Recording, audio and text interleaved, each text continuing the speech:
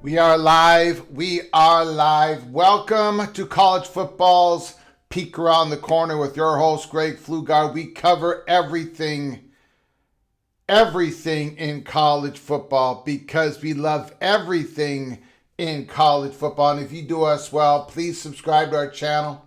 Smash the like button if you like our content. Share the video with your family and friends. Make sure you ring that notification bell.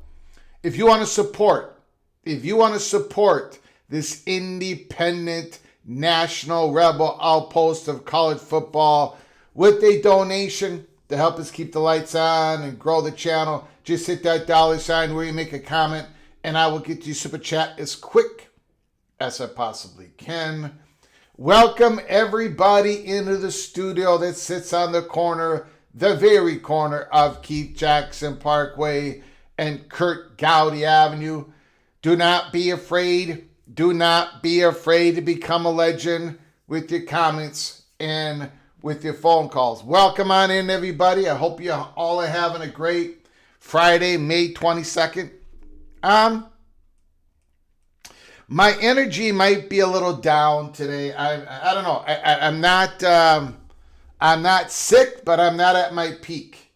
My dauber is a little bit down today. I think it's the weather.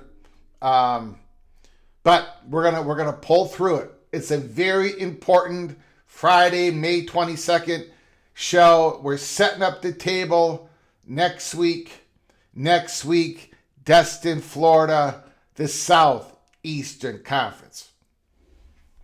What are they gonna? Well, we know what they're gonna talk about. They're gonna talk about possibly going in a silo. They're gonna talk about the college football playoffs.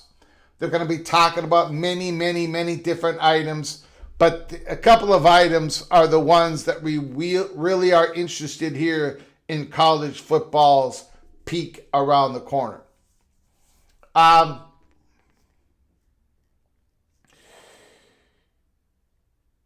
The scheduling squeeze play.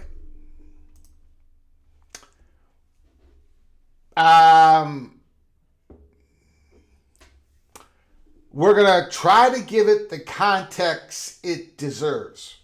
Not everything out there in scheduling has to do with bigger motivations. For example, I'll give you one example right off the bat. I don't think this particular story, Chris Vanini from The Athletic, schedule news, South Carolina and North Carolina have canceled their 2028-2029 home and home series. They note both the SEC and the ACC are moving to 9 conference games. Now, it's an important story. I mean, South Carolina, North Carolina, I think they like playing each other. Once in a while, they do not like each other. It's an SEC-ACC border war battle. And it does have to do with the Southeastern Conference. I mean, it's an important story. It's an important story. Again, the Southeastern Conference is going to 9 conference games. They could be going to 10 conference games. They could be going to 11 conference games. They could be going to 12 conference games. So again, all of the scheduling stuff we got to keep an eye on. But I am guessing at this point in time, this story does not have any direct correlation between the Southeastern Conference possibly going to more conference games or the fact that North Carolina, the North Carolina Tar Heels, are most definitely the top target for the Southeastern Conference to expand with. You've got other scheduling information out there. You've got the Seminoles and the Georgia Bulldogs possibly going to a neutral site. You've got a lot of these different scheduling news going on. I think North Carolina, to fulfill the ACC commitment of having at least 10 Power 4 games in your schedule, I think North Carolina, the Tar Heels have got to fill in a couple of years now. 2 years, get another Power 4 opponent in. So there are stories like that that are important. They're important. They're important.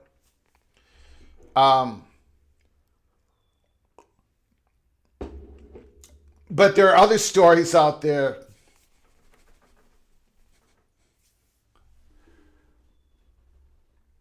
that everybody, the chatter behind the curtain is keeping an eye on this stuff. So we're gonna get into it. Again, last night we put, I think it was episode 504, right? 504 episode for everybody to watch, talking about how the Big Ten last week, or earlier this week, had a discussion in their spring meetings with the coaches about the possibility that the Big Ten might just go to 10 conference games.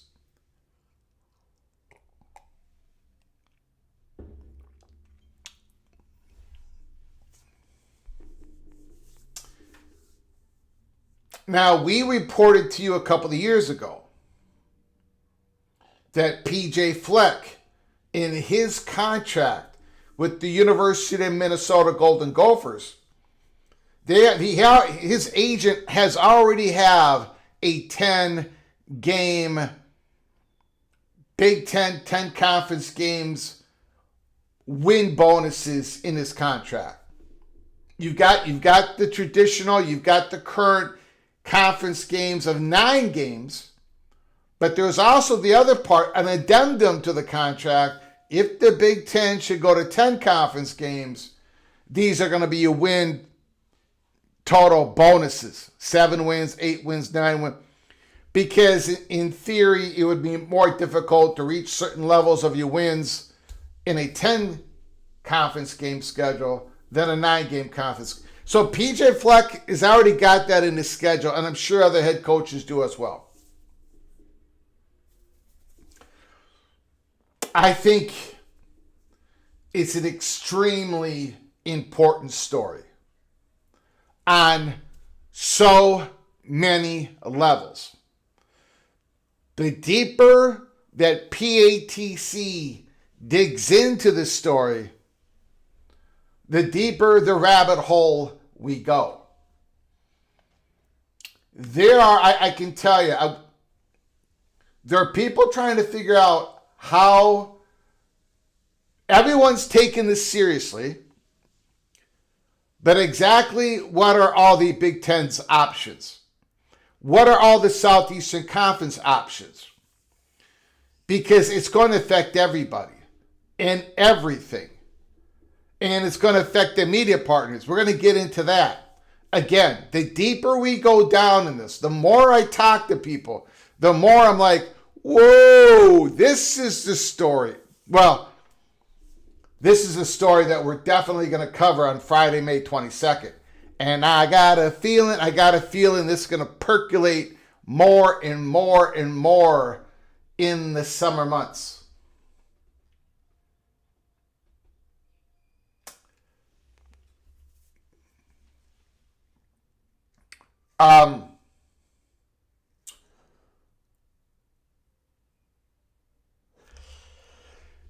So the Big Ten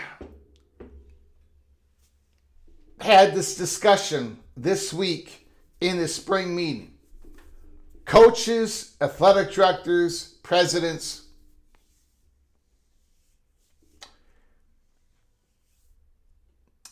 The Southeastern Conference. Do you remember, everybody? Do you remember about 2 or 3 weeks ago, maybe a month ago? I don't think it was that long ago, but I could be wrong.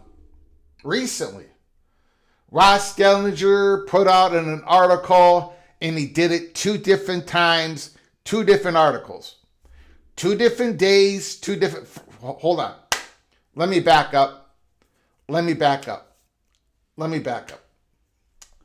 apologies. I got to set this up better.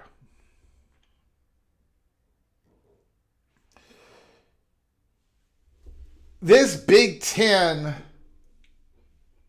talking about 10 conference games during the spring meetings. Ross Dellinger made it sure, he put it up on a post. He talked about it in a podcast with Andy Staples. He put it up on the X account, and he said a little nugget here. Right? That's how he said it. A little nugget here. The coaches in the Big Ten has been brought into the discussions of the Big Ten possibly going to 10 conference games if they shall deem that they need to go to their own silo, to the conference governance. So Ross Dellinger made sure that everybody could see that card was played by the Big Ten. Okay. Now, if you go back 2-3 weeks ago, back a month ago, Ross Dellinger on 2 different times, 2 different reports, 2 different articles, 2 different days, he made sure that everybody saw that the Southeastern Conference was likely not for sure, but a little bit of the chalk that the Southeastern Conference would likely be able to get into early renegotiations with ESPN. Now, obviously, it takes two to tango on that. If ESPN does not want to get into early negotiations with you, you're not going to get into early negotiations with you. If you are not in the exclusive negotiating window, ESPN doesn't have to do anything. Just ask the ACC. Just ask Jim Phillips. Just ask Florida State, Clemson, Miami, North Carolina, Virginia Tech, Virginia, Wake Forest, Duke, and the rest of them. ESPN doesn't have to budge. They don't. But yet Ross Dellinger said likely. Well, what are one of those things that would trigger an early renegotiation?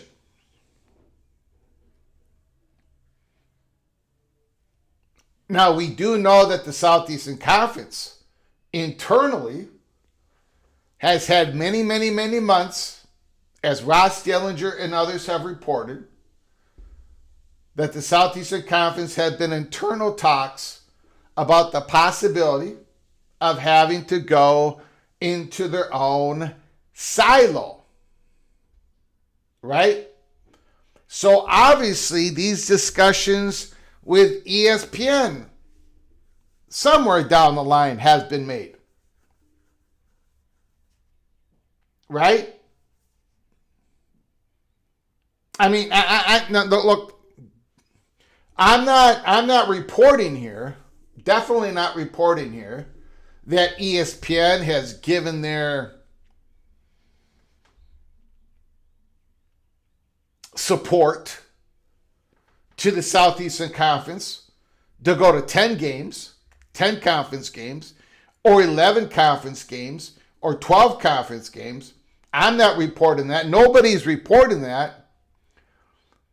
But there has been a whole lot of at least back of the napkin outlines from the president of Georgia and others, and especially others, about the SEC potentially having to do an SEC only competition regular season. I'm not saying they're going there.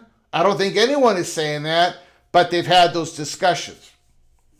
So ESPN realizes, of course, they're trying to shut down the college football playoffs from going to 12 teams to 24. They're trying to hammer that down. They don't want that to happen. ESPN realizes that the governance of college sports and college football is completely chaos. And they understand that the SEC has thrown out some red meat to its fans, some threats to everybody else to say, hey, if we cannot govern, if we cannot find a way to govern 138 schools or 68 schools or whatever, we might have to go silo. So, if the Southeastern Conference goes silo and they go to 10 conference games, 11 conference games, or 12 conference games, that is going to trigger with ESPN's at least opening the door to enter into an exclusive way early media negotiations between SEC and ESPN, bouncing from 9 conference games to 10, that in itself is going to open up some negotiations. Going from 9 to 12, I mean, that's not only early, again, This is part speculation, part chatter behind the curtain. I'm just going to leave it at that. If this is, if it's SEC, now we're a long ways there, but I'm going to go back to something in a moment here. And I do apologize. We're going to do a roll call. We'll get the phone calls later in the program. We'll get the super chats as soon as we possibly can. We've got a couple of stories that I want to get to that is going to tie all this together. I promise you. It's going to tie all of this together. We do not have an I do declare. Well, we do have one I do declare update. Iowa defeats Ohio State, Jacoba Cat, valuation of 4. I've added that in there, Jacoba Cat. I've added that in there. And there ain't going to be a spotlight team today.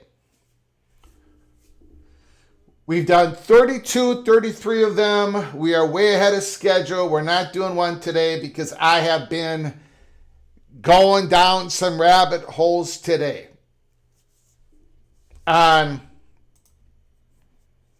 scheduling squeeze play. All right? So bear with me here. Bear with me. It's all going to come together. I'm going to put it up all in a nice box. Put a nice bow on it. All right?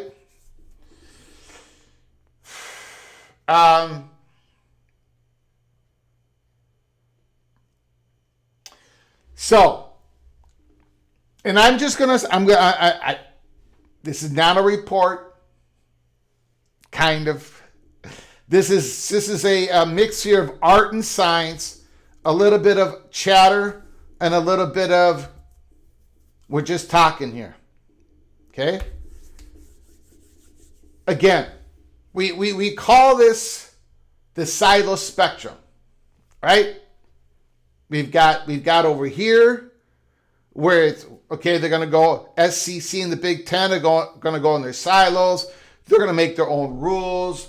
But everyone's going to still kind of play each other. College football playoffs, 9 conference games. And then the silo spectrum gets more and more and more and more extreme until we're way over here. And if the Big Ten is talking about going to 10 conference games, well, that's not here. Maybe that's not here, but it's right about there in the silo spectrum. Okay?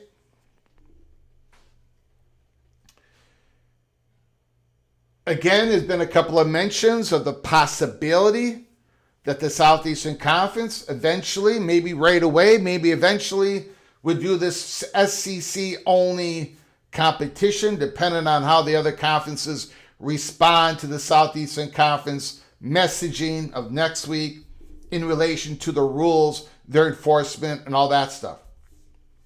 If the Southeastern Conference right away or eventually goes all the way over here in their silo spectrum and they go to 12 conference games, well, then it's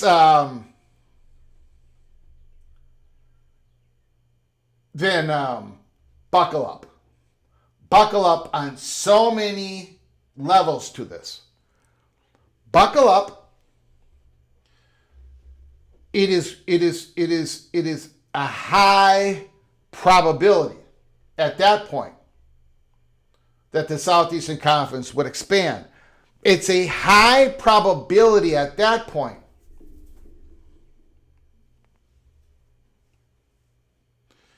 that the Southeastern Conference,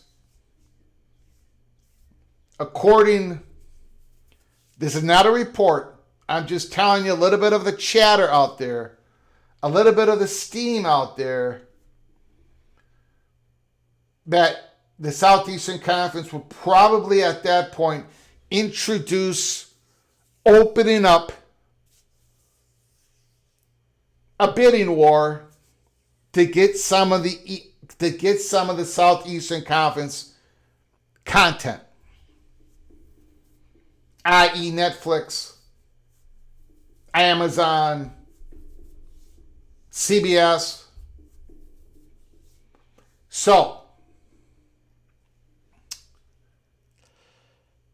People are starting to wonder, the chatter is, I am,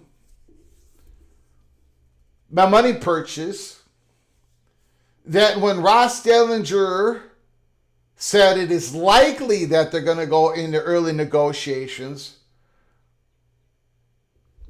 that very well could have been on the premise of it is likely that the Southeastern Conference is going to go in their silo. It is likely that the SEC Conference is going to ramp up more competition within the conference, more live content. Live content is king, and that there's going to have to open up renegotiations with ESPN.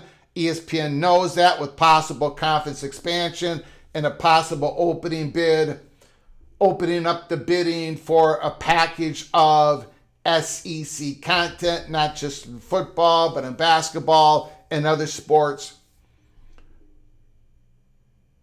So, that's on the Southeastern Conference side of the ledger. Thank you, Heartbreak 25. I'll get to you Super Chat in a moment. Thank you so very much. Appreciate it. And then you've got the Big Ten side of it.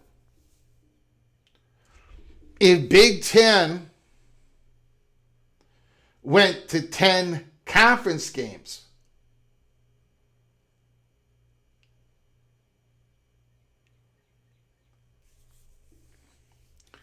they're not going to be able to do that unless Fox, CBS, and NBC are willing to pay for it.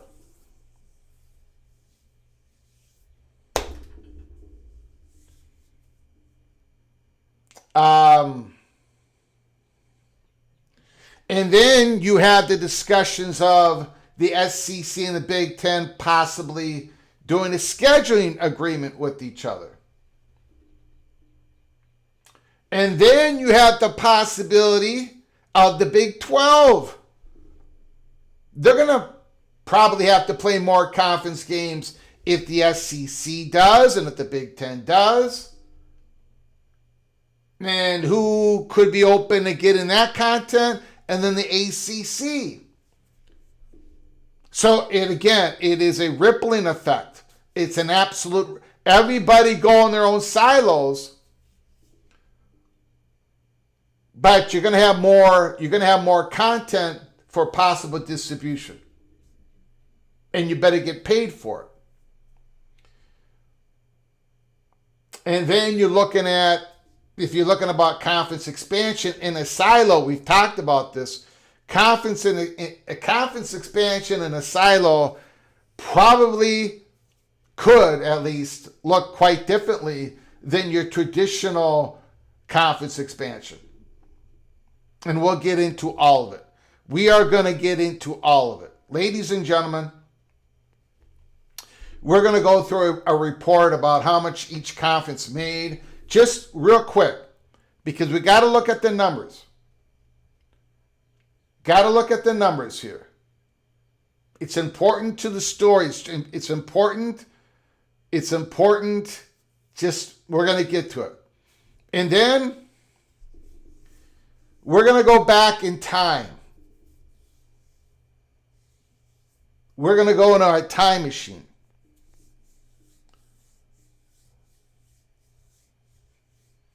We're going to go back to, what did Marcus Freeman say? The head coach of Notre Dame?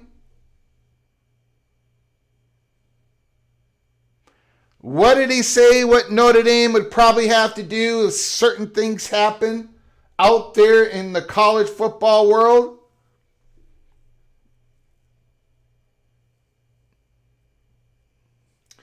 Yeah. The chatter behind the curtain is deafening. Before we get to the incredible kind super chats, very generous.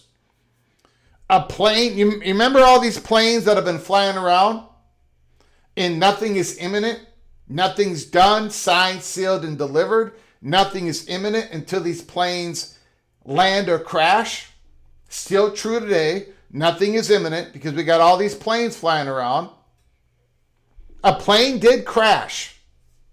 We can officially announce that a plane did crash. It did not safely land. The SCORE Act plane crashed in a million pieces. Both engines blew out. So, the SCORE Act passed. The plane that the PATC air traffic control people, Heartbreak 25, MBM, OPD Don, and Don Scruggs, nobody can find them. We think Don Scruggs is in the bathroom. The air traffic control of PATC, they're keeping an eye on the plane called the silo plane. That's the plane they're going to see if it lands, if it happens, or if it crashes, it doesn't happen. And if it lands safely, then they're looking at the other plane following it behind. Is it a 10 conference games, 11 conference games? Is it 12 conference games? Is it SCC only competition? If the silo plane lands, that next plane, is it going to land or crash with more conference games? That's the dominoes right now. But the first plane, the SCORE Act did crash. The college football playoff format, that plane keeps circling and circling. They've had to refuel it many, many, many times. All right. First of all, we got a super chat. We've got a lot to get to. I apologize for the long beginning monologue. We've got Heartbreak 25.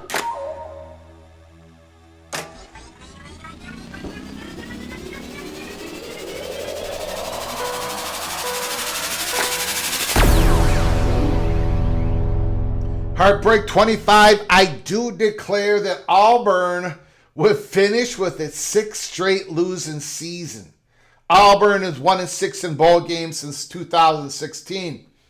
One of those losses were to the beloved Minnesota Golden Gophers on a January 1st bowl game, 2019 season. The Gophers beat the Auburn Tigers. Auburn is 1-6 in the bowl game since 2016. Northwestern is 7-0. But Auburn fans will ride the SEC coattails of Texas, Bama, and Georgia. Wow, Heartbreak 25 is throwing an elbow at the Auburn Tigers. All right, we'll book that in. Thank you for the $10 holler, Heartbreak 25. I appreciate it so very much. That one is going to get absolutely booked. And now here is a super chat. Thank you, Heartbreak 25. Appreciate it, sir. Appreciate it.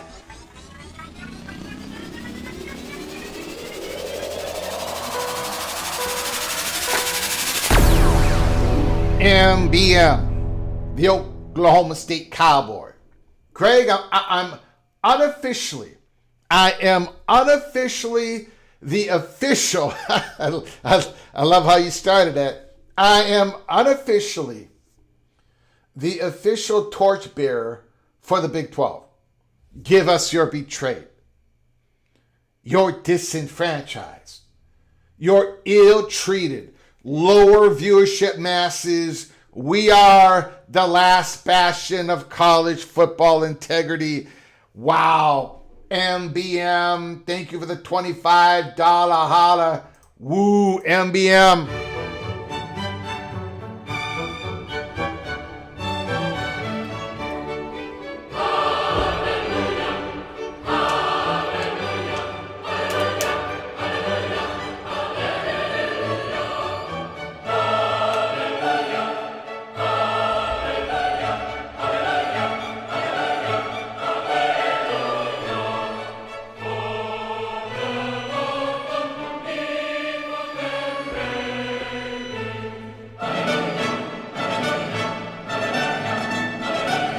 Thank you, MBM. MBM is the official Big 12 torch bearer. I agree with the MBM. You are our official PATC Big 12 Torchbearer.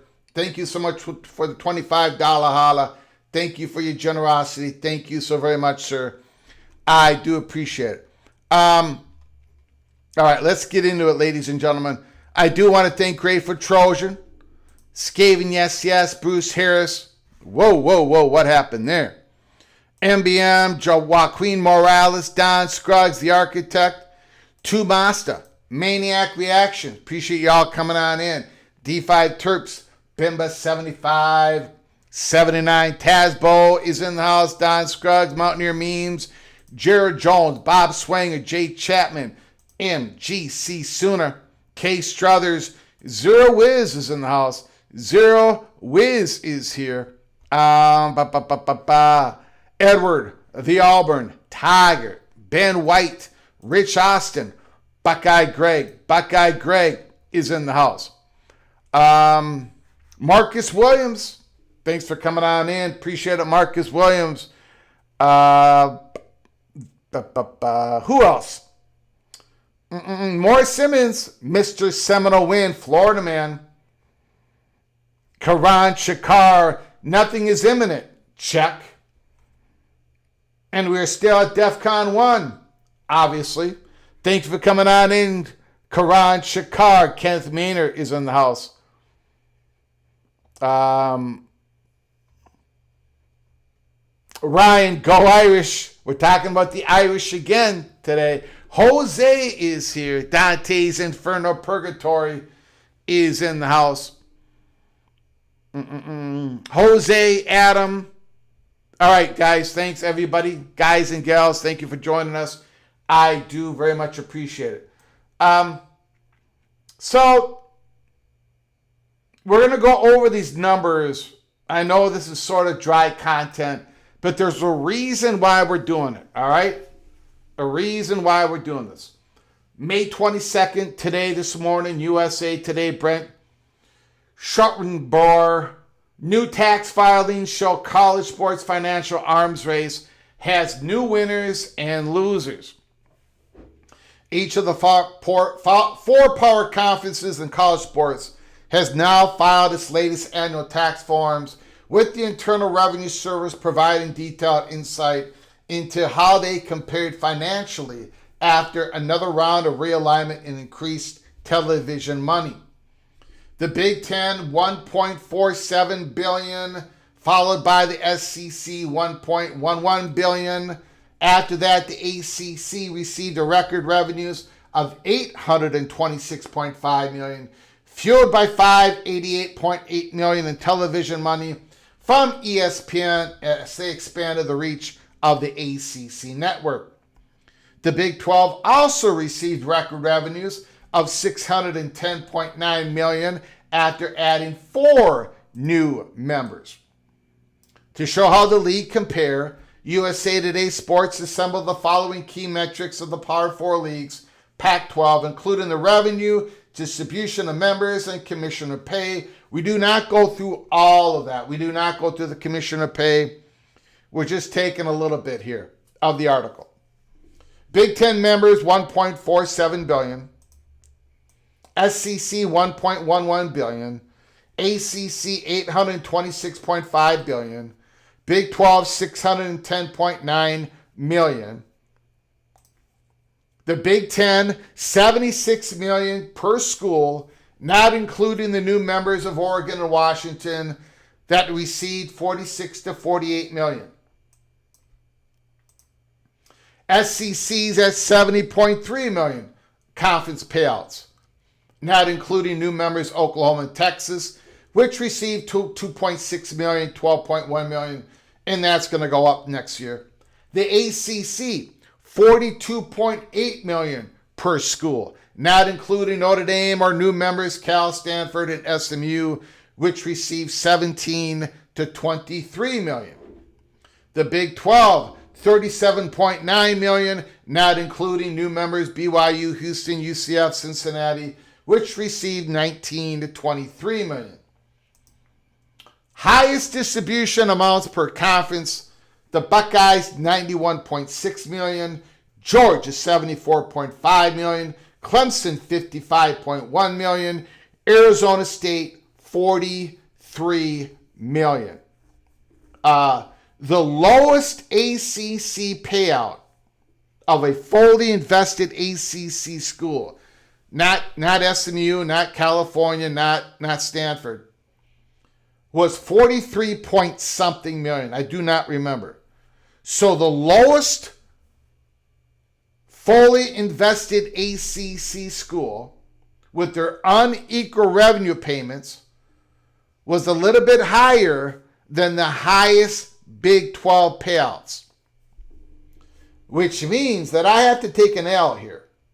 I've got to take an L on this live show because I said I believed that there were going to be some Big 12, some ACC schools, because of that unequal revenue sharing, were going to come under the Big 12 schools.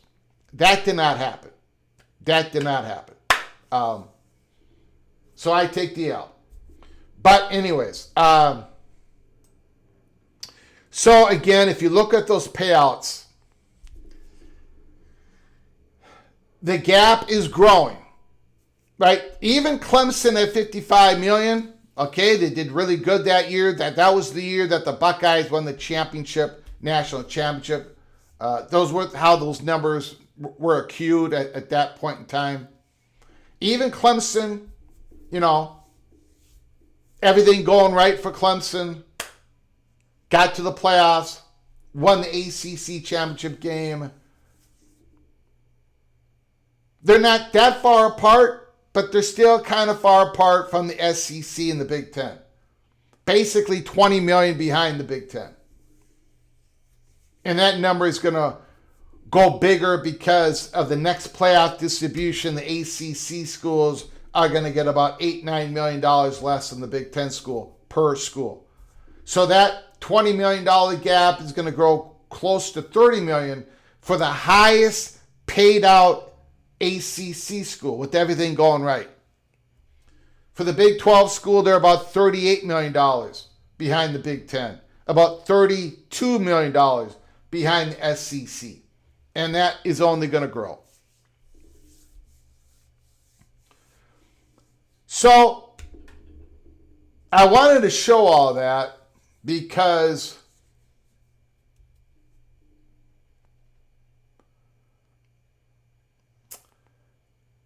we're talking about how these conferences. No, I don't have to. I do not. There was not a cheeseburger on the line.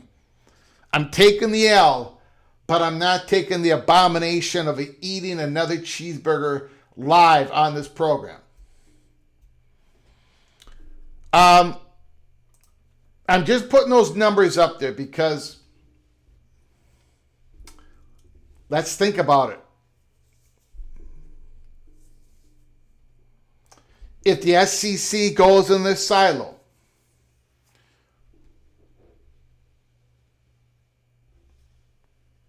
and it is likely that they go in the early negotiations with ESPN.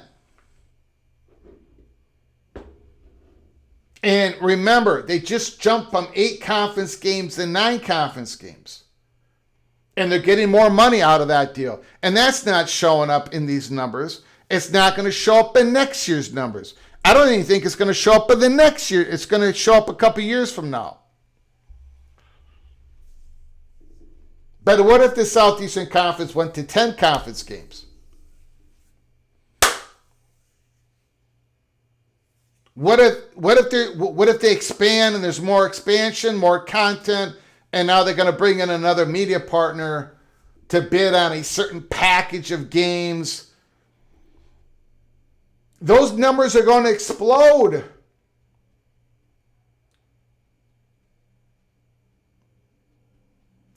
There is a growing incentive for the Southeastern Conference to say, screw it, we'll go on our own.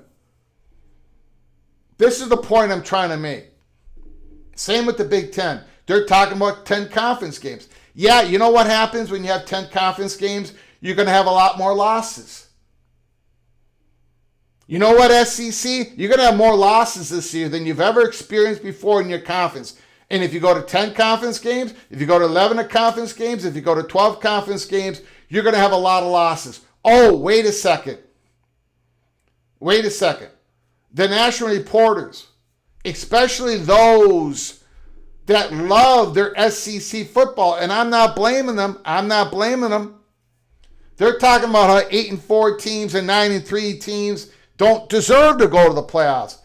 Well, if the Southeastern Conference is going to 10 conference games, if they go to 11 conference games, if they go to 12 are you still going to be making that same silly argument? Everything's relative.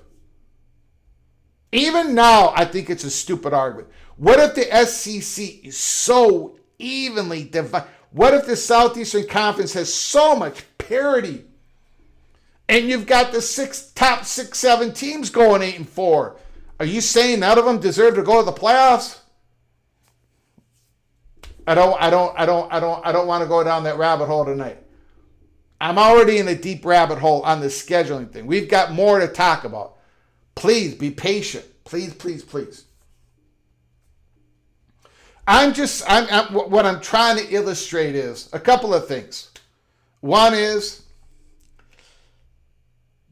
the Southeastern Conference, if they go in their silo, they think they're going to have more better protection, antitrust violation protection, and they think they're going to make more money out of this. Even more money out of this. And if they get into some strategic scheduling deal with the Big Ten, and let me throw in another ingredient into the pot. If this all happens,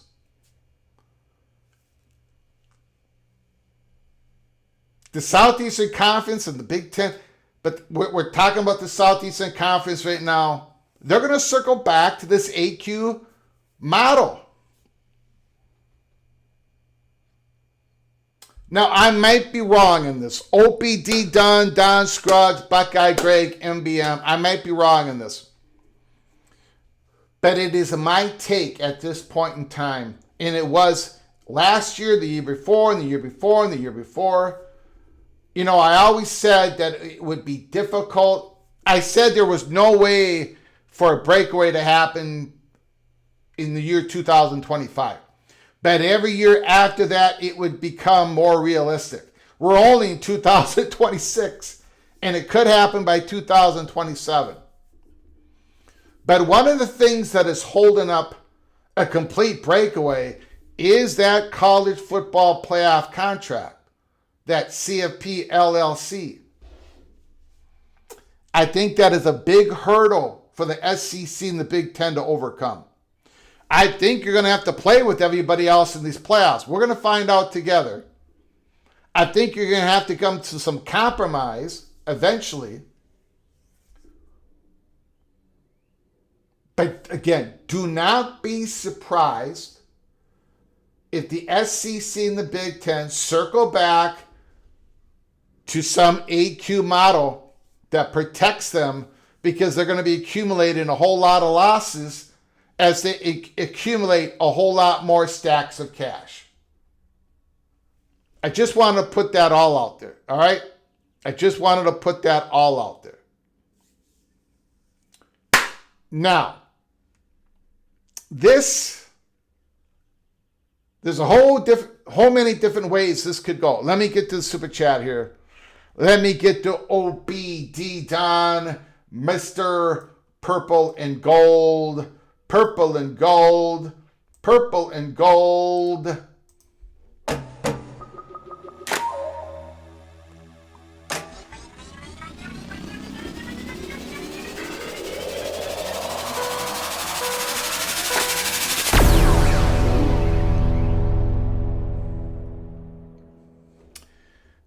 ATC Radio Chatter.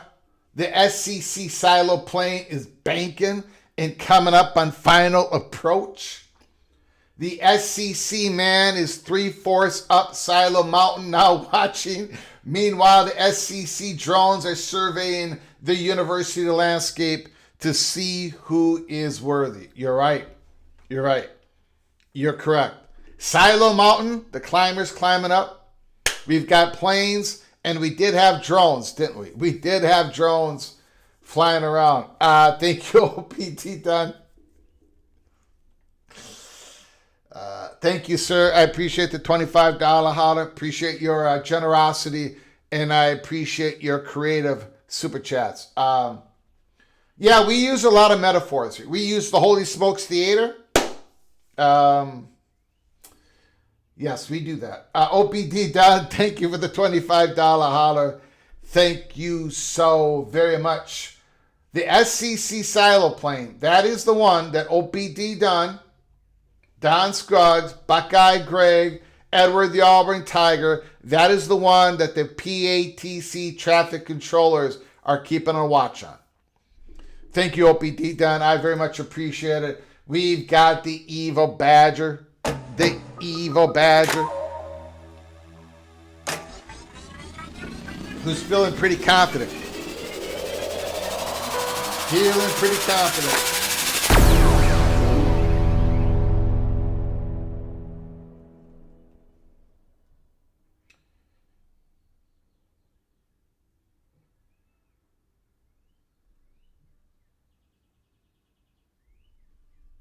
Excuse me here. Evil Badger. To all the Irish fans, be prepared for a repeat of what happened to LSU at Lambeau Field on Wisconsin. On Wisconsin. Thank you, Evil Badger, for the $5 holler. Look, I am quite aware of the dramatic turnaround that the Evil Badger has done between end of the season last year until right now. Luke Fickle, gone. McIntosh, gone. Now it's Evil Badger saying, we got that Irish. We got the fighting Irish right where we want them. Right where we want them. Evil Badger, nice to see you have some optimism. You're not going to have it when you play the Gophers, but you have it now on May 22nd. May 22nd. Thank you, Evil Badger. Thank you for the $5 holler. Very much appreciate it, sir. Let me make sure here. Hold on one second. We got OPD done. Super chat, $5 holler.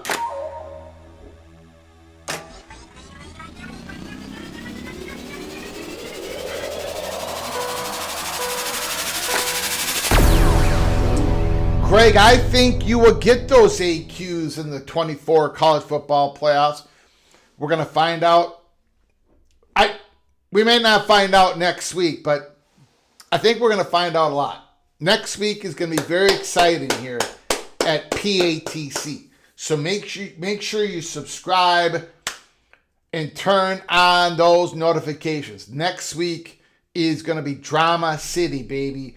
OPD done. Greg, I think you will get those AQs in the 24 college football playoffs. I wish they would go from 12 to 14 to 16 to 18 up to 24 to see what works the best. You know, I'm not against that, OP. I'm not against that gradual climb up to 24. However, nobody trusts anybody. The Big Ten does not want to get in that type of deal unless everybody signs on the dotted line that it's definitely going to go to 24, that it is not a test. Big Ten don't trust nobody. SEC don't trust nobody. Big 12 don't trust nobody. Phillips doesn't trust anybody. Thank you, OPD Dunn. Thank you for the $5 holler. Very much appreciate it. Okay. Now, we've talked about the scheduling squeeze, right? But let's go to Notre Dame. Yes, we're going to talk about Notre Dame fighting Irish once again. We're going to talk about, we're going to go back into time. We're going to go take a time travel machine and we're going back into time. Let's talk about it. Let's talk about it. Marcus Freeman A year ago, almost a year ago from today. Not quite, but we're getting there, right? 49 weeks ago? Marcus Freeman on Notre Dame remaining independent as long as we can, we will. Now, before we get into this article, and there's a reason why we're going into this article of last year. So please don't say great. This is not updated information. Just relax. Shh, calm down. We're going to get to it. But before we get into it, let's remind everybody, we're all on the same page here.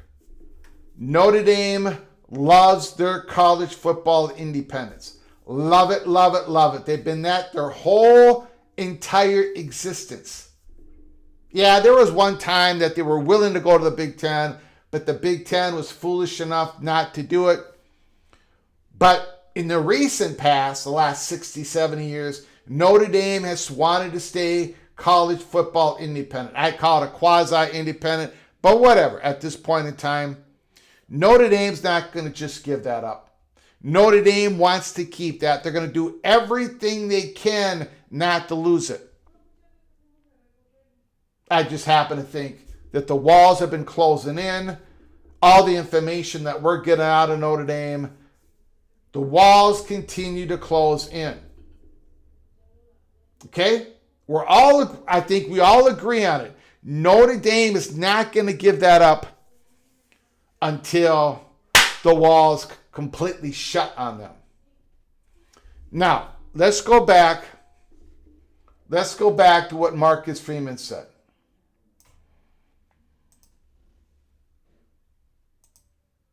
Throughout all the changes in the college football over the recent seasons, one thing has stood strong. Notre Dame has remained independent. That is something that the Irish head coach Marcus Freeman intends on holding on to. Freeman explained his and Notre Dame's position on the Joe Klatt show. It's the basis of the program and vital to the team's history. So for as long as possible, they'll look to retain independence. Again, we're going back in time. For those who are just joining us, we're going back into time. We're going to talk about what Marcus Freeman said because I think it becomes more important when we're talking about what we've been talking about today. It's what this football program was built from, Marcus Freeman said. As long as we can, we will retain independence. I have a lot of confidence in our administration and Pete Bavacqua, and that he'll always keep us in position to be successful. So as long as we can keep that independence, we will. Now, we talked about this when this article came out almost a year ago. Marcus Freeman never says we're going to stay independent no matter what. He always says we're going to keep it as long as we possibly can. And we talked about that a year ago. But that's not the important part of the article. Notre Dame has never been in a conference. Outside of spending the 2020 season in the ACC, much of their program's success was built on being an independent and being forced to play a national schedule, developing rivalries around the country, recruited around the country, playing for the fans before TV around the country. That history is something that the program clearly doesn't want to give up on. Notably, Freeman didn't say there would be no way Notre Dame would ever join the conference. However, as long as changes don't put the Irish at the distinct disadvantage, there's also no reason for the Irish to give up on their independence as things currently stand. But if there ever comes a time that we are at a disadvantage because we aren't in a conference, I'm sure he'll make the decision, Freeman said, along with our president, to say, all right, we're going to join one of these conferences and position ourselves to not be negatively impacted by independent. Before we get to the last couple of slides that I want to show you on these articles, we have said here at Peek Around the Corner, it ain't going to be about playoff access. Notre Dame is always going to have that as an independent. And right now, it's not even about Tier 1 money. Notre Dame has a good enough media contract. It's a sliding scale. It's a struggle, but thus far, Notre Dame has been able to keep up in the resources game somewhat. It's that other part that Notre Dame is having problems with, and that is what Jack Swarbrick and Pete Bavacqua has said over and over and over again, that Notre Dame, to be able to keep their football independence, they would have to play at the highest level, national. They would have to have an opportunity to win national titles in other sponsored sports, Olympic sports, and maybe ACC. Maybe that ain't going to be the home for them in the next few years because of what's going on. Okay, that is the point where I think the walls close in on Notre Dame. But there is another point here that Marcus Freeman talked about a year ago. Let's get back to it. Unfortunately, Notre Dame is only following a similar path as other... Nope, that's not it. Nope. Sorry, guys.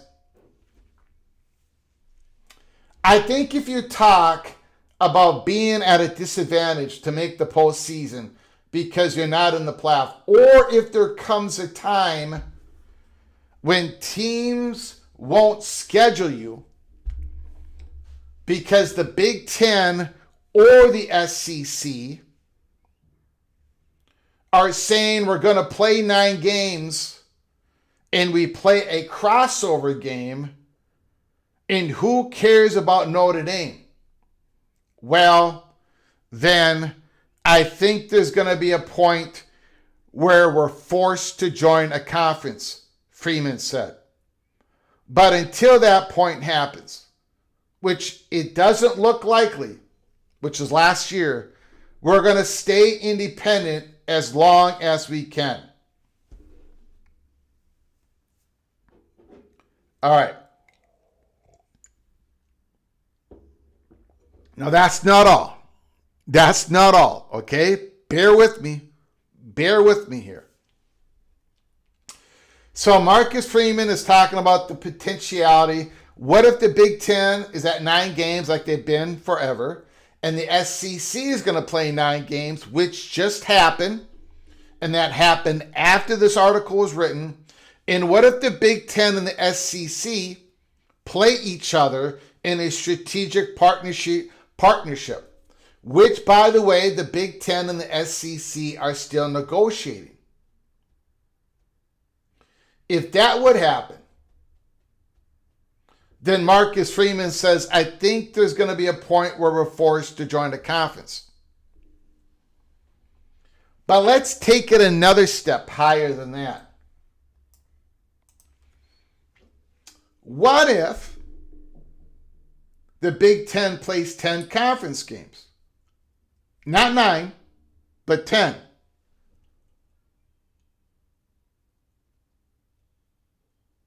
Like they had a discussion earlier this week on. What if the Southeastern Conference decides not only go to 9, but to go to 10 or 11 or 12 because they are going in a silo? Has Marcus Freeman ever talked about that possible situation, that crazy possible situation that the SEC and the Big Ten would go to 10 conference games? Marcus Freeman has clearly stated that if the Big Ten or the SEC shift to a 10-game conference schedule, it creates a competitive disadvantage for Notre Dame playoff resume, and the school will rethink football independence. If the Big Ten or the SEC shift to 10-game conference schedule, it's a competitive disadvantage for Notre Dame. And let's be honest, it leads to a financial disadvantage. Because if the SEC gets the go-ahead to go to 10 conference games, to go to 11 conference games, to go to 12 conference games, or if they get the go-ahead to stay at 9 and have a one crossover game with the Big Ten, that is more money for the SEC once again, more money for the Big Ten once again, and Notre Dame, that scheduling squeeze play, they're going to be playing less SEC, less Big Ten, and can they keep that sliding scale contract with NBC? Can they keep it at the highest level when they're losing potential games to Power 2 teams? Marcus Freeman has talked about 9 conference games. What happens if there's 10 conference games? And he says Notre Dame is going to have to rethink everything. Well, I think Notre Dame is now rethinking everything. Because the Big Ten is thinking 10 conference. They might not do it. The Big Ten might not do it. I mean, you got to have Fox, you got to have CBS, you got to have you've got to have other people saying, okay, all right, we'll pay for it. Or it could be in the Big Ten, kind of like what I referred to in the SEC. If the SEC goes to 10 conference games, if they go to 11, if they go to 12, if they expand the conference, they might have to bring in, they probably would have to bring in another media partner, open bidding on Southeastern Conference content, a package or two. A lot of money would be bid on Southeastern Conference. Maybe the Big Ten would even bring on another media partner to make sure they can go to 10 conference games. To make sure they can have that cross-scheduling agreement with the SEC. Maybe an Amazon. The scheduling squeeze play. Even the threat of everybody talking about it. So we had to bring it up today. Again, long discussions last night, a couple of short ones today. I was reminded by the chatter behind the curtain about what Marcus Freeman said. And by the way, Marcus Freeman is a head coach of Notre Dame. He's not the athletic director.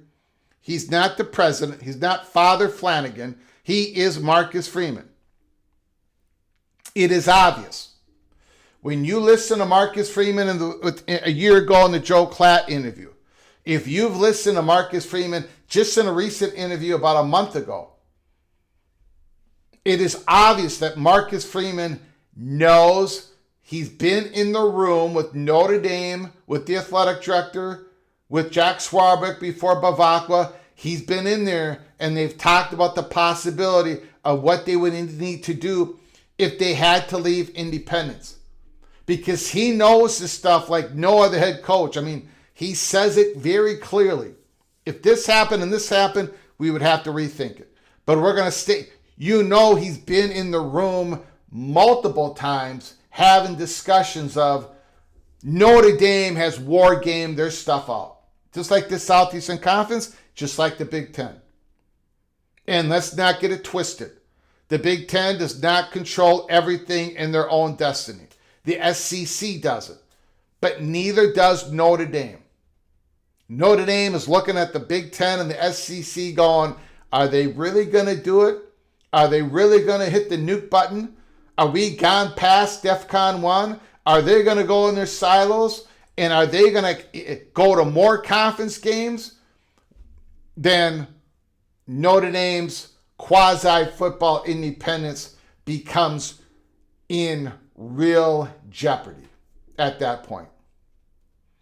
Put down your comments and thoughts. I'm going to get to it. I'm going to get to your phone calls. We've got another super chat. Once again, the Eva Badger.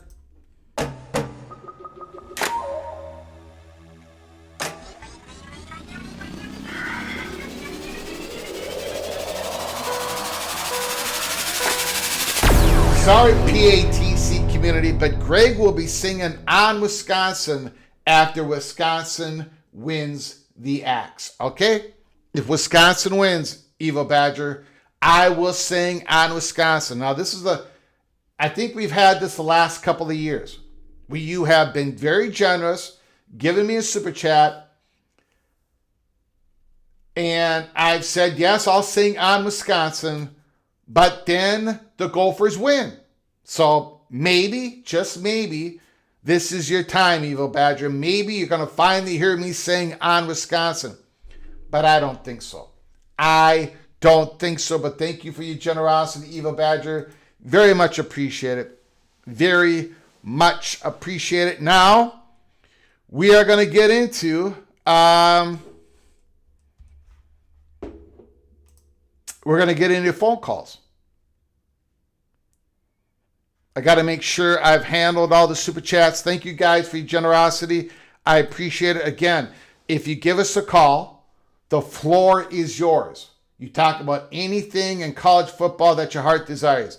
You do not have to talk about what I've talked about today. Any super chat, you do not have to talk about what I've talked today, and we're going to cover it. In a regular comment, I will pick and choose depending on what is relative to the subject we're talking about, or if it's interesting, or if it's entertaining, or if it's unique. Give us a call. Put a comment in the chat room. Let's get to it. The phone lines are now open. 763-260-1333. 763-260-1333. Thank you, Heartbreak 25. MBM, OBD Dunn, Eva Badger, for your generosity, helping us keep the lights on and grow the channel. Once again,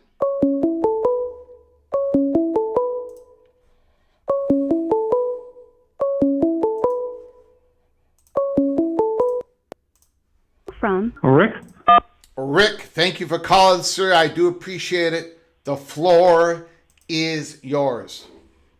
Hey, thanks.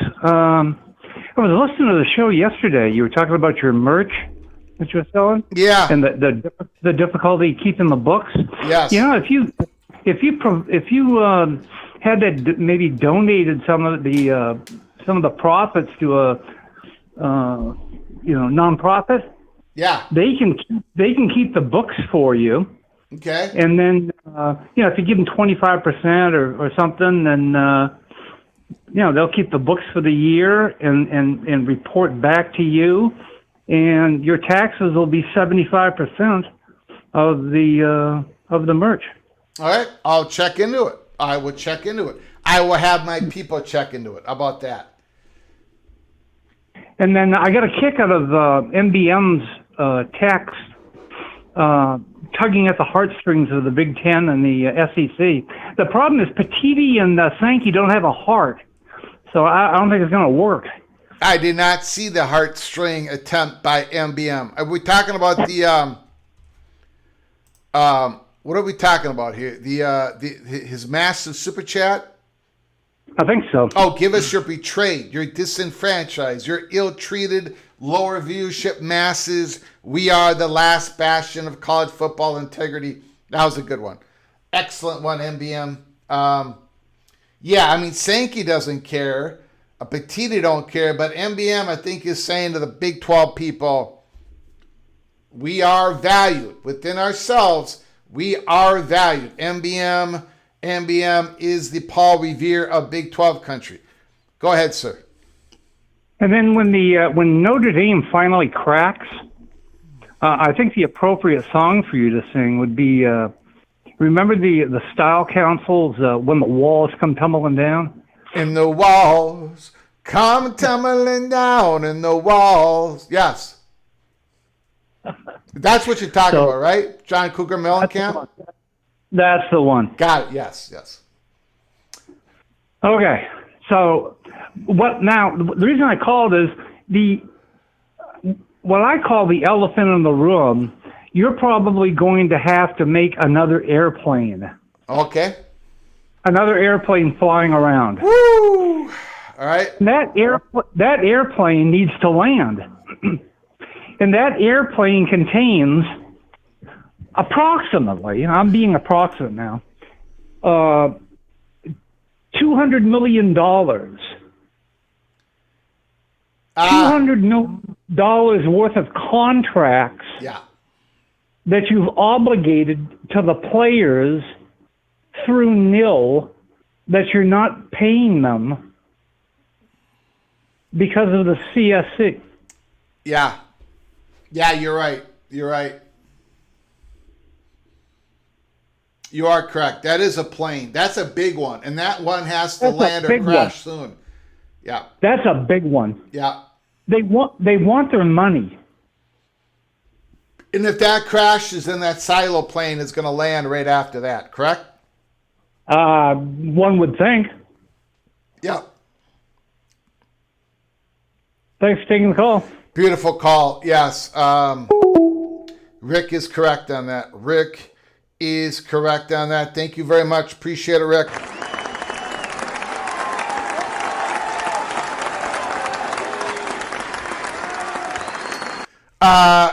I have no people. I have absolutely no people. That is one of the problems. That's why we had to get rid of the merch, because I could not handle it. It was too much arithmetic. It took too much of intelligence to figure it all out. And I'm not that guy, unfortunately. Oh boy. All from Patron. Patron, thank you for calling, sir. The floor is yours. Good Friday afternoon to you, Greg. Yeah, you evening. too, sir. Yep. Appreciate Thank you, it. man. Hey, so I don't know if you remember, Greg, maybe like a few weeks or months back, I had called and I had told you that I think that eventually you're going to get to three, Power 3 silos, Big 10, SEC, Big 12. I thought that eventually, I don't know how they'll get there, but eventually they'll kind of stabilize at 24 teams each. And they're going to have their own internal playoffs. Like they'll have their own all-conference schedule. Maybe you'll throw in a couple of G6 teams in there for, the extra home game, but they'll have their own all-conference schedule. They'll have their own playoffs. The SEC will have their own playoffs. Big 10 will have their own playoffs. Big 12 will have their own playoffs. And I even proposed that, for example, the Big 10 might do something where if they have their own 18 playoffs, it will, they'll have the quarterfinals at the neutral site, like Lucas Oil Stadium and Las Vegas, with the Big 10 national championship in the Rose Bowl on New Year's Day, where everybody can watch. It'll be branded as the Big 10 national championship. And the SEC will do something similar, right? With their quarterfinals, 18 playoff home field games, 2 neutral site semifinals like Atlanta, Dallas, and the SEC would have their SEC national championship on primetime New Year's Day at the Sugar Bowl. Do you recall me mentioning this? Yes, I do. Yes. Yes, and at the time, Greg, you dismissed my idea. You said I was on something. Did right? I dismiss it because you mentioned that that everybody's champions would play each other in a Final Four? No. In fact, I said the opposite. They're not going to play each other. Oh. Yeah, I don't think they are. I think you're going to have 3 separate national champions. Yeah. That's what I've contended since the beginning. And, well, I just wanted to point out, look at President Moorhead's comment. Yeah. He said he believes that they want to do like a Georgia-Alabama type national championship game. Yeah. And where do you think they're going to play that? Like, how do you squeeze the most value out of that? Number one is you need an exclusive TV window where all of America or even all of the world can watch.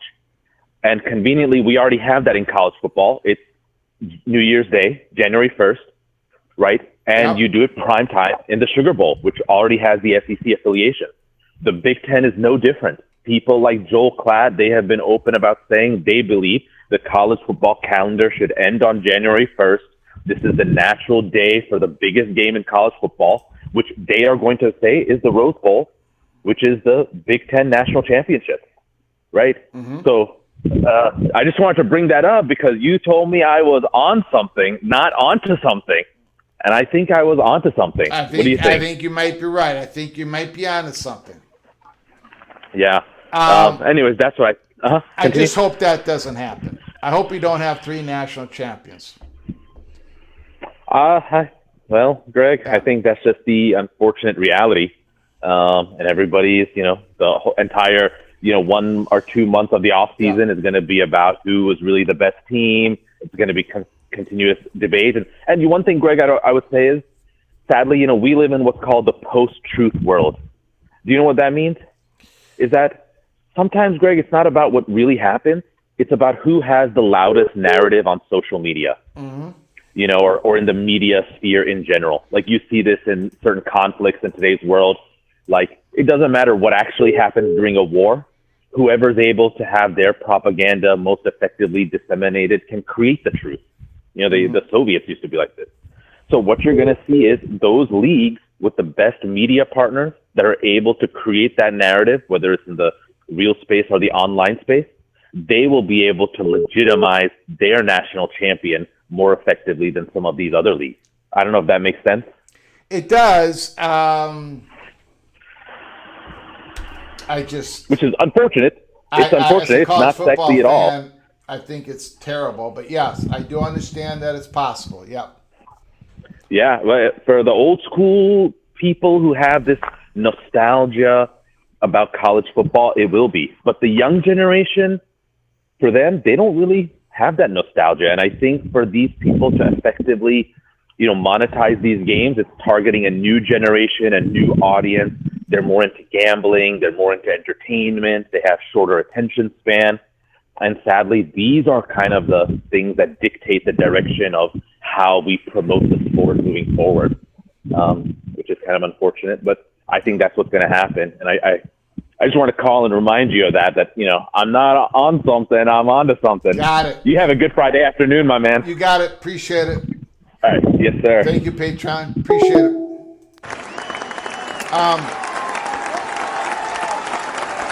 Look, I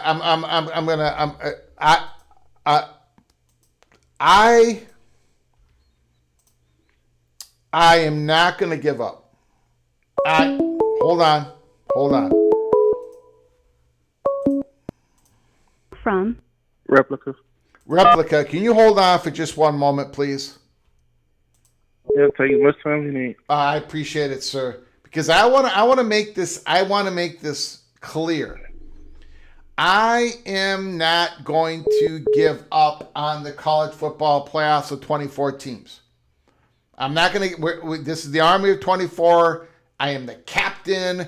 We were at it when we were 1% in the polls, when we were 3% in the polls, when we were 9% in the polls. Now we're sitting at 11% of the polls. If everybody goes in their silo, I'm hoping they figure out that they still have to do a college football playoffs together until at least this media contract runs out to 2031. So what I'm hoping, and I'm thinking there's one scenario out there where we go to 24 teams, but the SEC is going to have to make sure they get paid more because they're going to get rid of that conference championship game, and they're going to probably want AQs. Before we go to Replica, I just want to remind everybody, and I really failed to bring this up, my apologies. Earlier this week, I know this is difficult to see here, but earlier this week, Sankey used some softer language in talking about the next week coming with the SEC meetings. Sankey said the next SEC spring meetings, Sankey's words, the most in-depth session on the CFP we'll ever have. Okay? CBS Brandon Marcello, who notes the pressure on Sankey will face inside those meeting rooms, may be greater than what he receives from external forces. Sankey, what you will hear next week, this is Greg Sankey, what you will hear next week is a lot of our coaches, a lot of our athletic directors, and some others think that 24 teams is the right direction. This is what Sankey said next. Greg Sankey. What we've said is that could ultimately be the proper direction that 24 might be the proper direction. We just don't think you leap to that without information.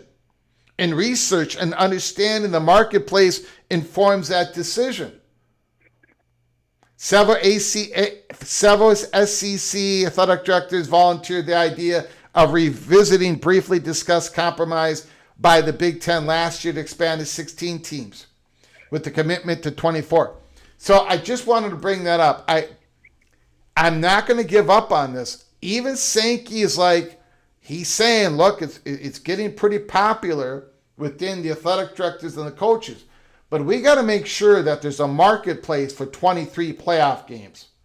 Not just 11 like we have now, but 23, that we can bring more money in and that us, the SEC, can get paid. And I'm telling you all, if the SEC goes silo, even if they don't go silo, but if they go silo, they play more conference games, they're going to accumulate more losses within the conference. Don't be shocked if the AQ model gets introduced, and they're going to talk about it in Destin, Florida next week. Replica, thank you so much for your patience. Mr. Burnt Orange, the Longhorns, the floor is yours. Greg, I'm going to try to keep this call under 5 minutes because I know it's Friday for Memorial Day, and I'm sure other people want to speak. But I want to start off by asking a question. Was the CSC created in conjunction with the House settlement? Was that a part of the parameters? Yes, it was. Okay, I just wanted to get an understanding. Yeah, it was part of the between the lawyers, the judge, SEC, Big Ten, ACC, Big 12, NCAA, because they were all part of the suit. Yes. Right. Okay. This whole silo conversation, to me, it just seems like pantomime because I may be the crazy one, but in my opinion, they're already in their own silos. Every conference from the SEC all the way down to the G6 has their own commissioner. They have their own governing body. They have a headquarters, and they have an ability to enforce rules at the conference level. And they were doing so long before this House case was settled. So this idea that we have to separate ourselves from everybody else in order to govern ourselves, in order to, get rid of the wild, wild west culture that's kind of taken over, that's nonsense to me. Because there's nothing stopping these conferences from enforcing these rules. And my whole thing is, if you knew that the parameters around the CSC were not to your liking, why create it in the first place? I'm so glad Jamie Pollard came out and said what he said, even though there may be some repercussion behind it. It's about time somebody in a position of leadership who's not trying to placate towards a media network or a certain crowd and just tell the truth for what it is. These two conferences, and mainly the SEC, does not want to play on the even playing field. The whole point of, because remember, Greg Sankey was the main commissioner advocating for the CSC. We got to get things under control. The spending is out of control. Once the CNC in place, everybody needs to agree to it and follow the rules. Yet majority of his schools, and he's not the only one, there are schools in the Big 10, schools in the Big 12, ACC that are spending ridiculous amounts of money on players. But his schools are the ones leading the charge on all this. Tennessee was the one who sued the NCAA to make tampering legal. Ole Miss was the one who bribed a Clemson player with $1 million offer to unenroll from the school. And as far as the playoff format, it just reeks of, I can't have my 10-meter head start in the race. All the conferences are running a 100-meter dash, and if I can't have my 10 to 20-meter head start, I'm just going to take my ball and go home. And if that's what it is, come on out and say that. But let's stop grandstanding around governance, and we need rules and regulations. Like the president of Georgia, he sounds like a smug, talking about we're just going to have to do this ourselves.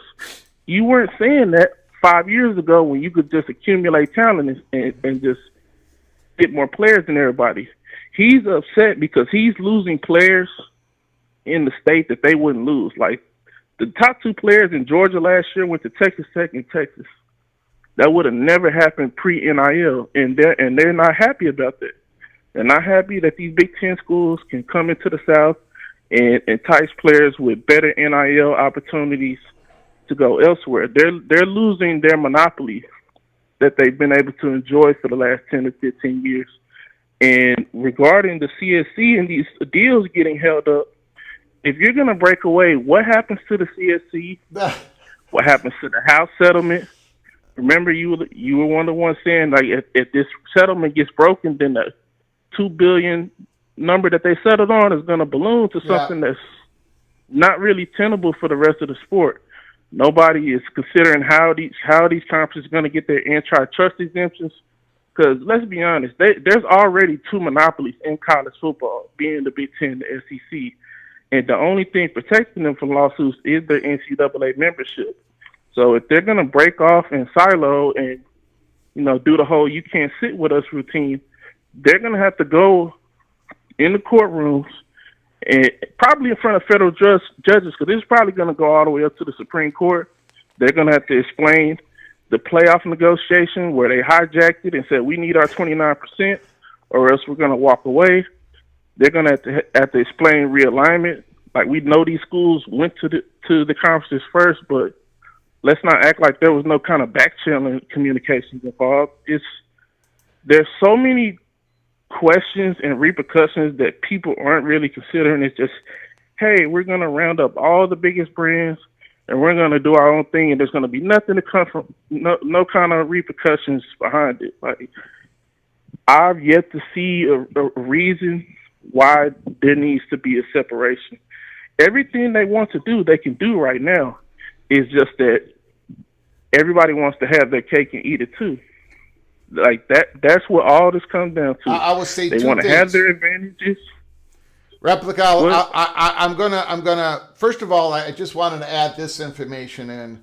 Supposedly, it's been reported that the SEC and the Big Ten, if they go into their silos, they're looking to hire current and former NCAA staff members, administrators, because they know how to do some of these jobs as they create their own, administration, right? Number one. Number two is I'm gonna take up for the SEC here for just a moment. There is one argument that I think Moorhead and others do have in the back pocket on this, and that is they're not able to make rules that now under the NCAA umbrella that the courts, that the lawyers are not going to be able to poke holes into. They can't do that now because the NCAA has market power. But when they look at what happened in the Ivy League case, when they look what happened in the Alston case, when you've got judges basically telling them, yes, a conference, a solo conference, a silo conference can make their own rules, can enforce their own rules, in the matter that they choose, because they do not have market power, they will have antitrust protection. This is what the SEC and the Big Ten and others are picking up, that the judges are saying. So that is, I'll just say that in the defense of Moorhead and everybody else in the Southeastern Conference. Go ahead, sir. All right, I make 2 quick points and then I'll hang up. Yeah. The first point, I don't necessarily agree that those conferences won't have market power, because once they separate, the money and the influence and the concentration of the biggest brands, that's going to be argued against them, particularly by politicians who have no affiliations with them. Like, as big and great as some of these schools are, there are more graduates of small, quote-unquote, smaller universities than there are the big ones. And then the second point I'll make is, once you decide to break away, this isn't college football anymore. They're clearly operating as a for-profit enterprise. And that, how are you going to collectively bargain with players who have limited eligibility? In these professional leagues, you have players who have been in the league 10 plus years in these players associations. Like in the NBA, CJ McCollum is the head of the players association. Yeah. He's been in the league for over a decade. You'll never have a situation like that in college football. And then how can you assign somebody to negotiate on behalf of the players and trust that they're gonna look out for those players' interests? Do the players even want to unionize? That question hasn't been brought up. And then the last thing is, what does the NFL think about all this? Because I've seen a clip, I believe it's from Brett Nolan or Coleman. He was talking to an NFL executive, and these NFL executives are not happy about the players that are coming into the league, the NIL, the lack of media training. The executive said these players are clowns. And they also said that there's no value on day 3 of the draft anymore because players are staying in school. Yeah. So if there's no value in day 3 of the draft, and these teams are not happy with the talent that's being brought in, their development system that they've had to spend no money on is being disrupted. At what point does the NFL take matters into their own hands, whether it's lowering the eligibility, saying you can go into the NFL after 1 year? How does that affect college football? Or what if they decide to just create their own developmental league? There's a lot of questions and repercussions behind breaking away that people are not thinking of. They're just, we have the biggest brands, or we're a part of this conference, or maybe my school can get into it. And nobody's really thinking about where the sport is going to be 10 years from now. And we're getting further and further away from this being college football, in my opinion. Yep. Great comments. Great call, Replica. It is dangerous.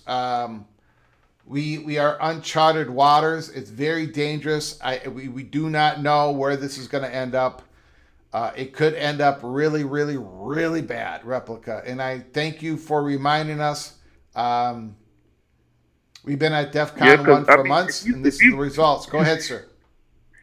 Right. If you break away, you're basically announcing yourself as a direct competitor to the NFL, and there's no professional league that's tried that and it's worked out for them. Yeah.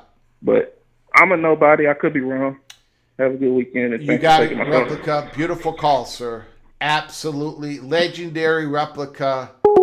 PATC original. Again, Replica.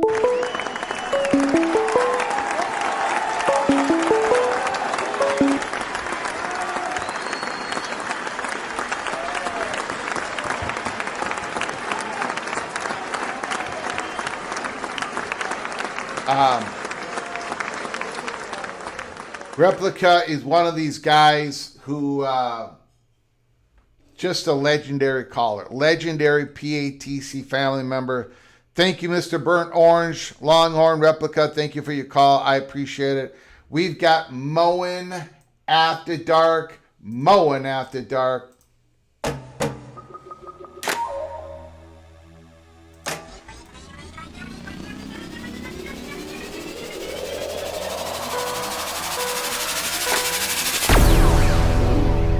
Greg's so cold, his DNA is shaped like a snowflake.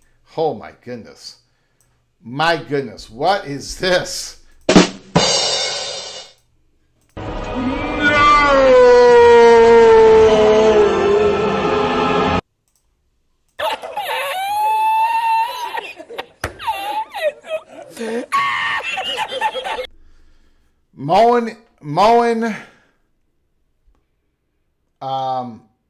Moen is going to be eating a lot of crow in Columbus, Ohio during the football season. So he's going to be eating a lot of crow because it is Redemption Tour 2026. It is Greg the Gold. We've got the little general in this closet in the studio. She's got all the gold. We've got it up on the top shelf. I only wore it like twice last year. It's going to be worn so much this year. I'm probably going to have to buy new gold clothing for the following season because I'm going to wear it out this year. I'm going to have a lot of Cheeto stains on that Greg the Gold hat, Greg the Gold chain, because I'm going to be wearing it constantly for 2026. Thank you for the $2 holler, Moen. I appreciate the generosity. Christopher Hooter, the purple and gold Christopher Hooter. Whoops, Christopher Hooter. Super chat.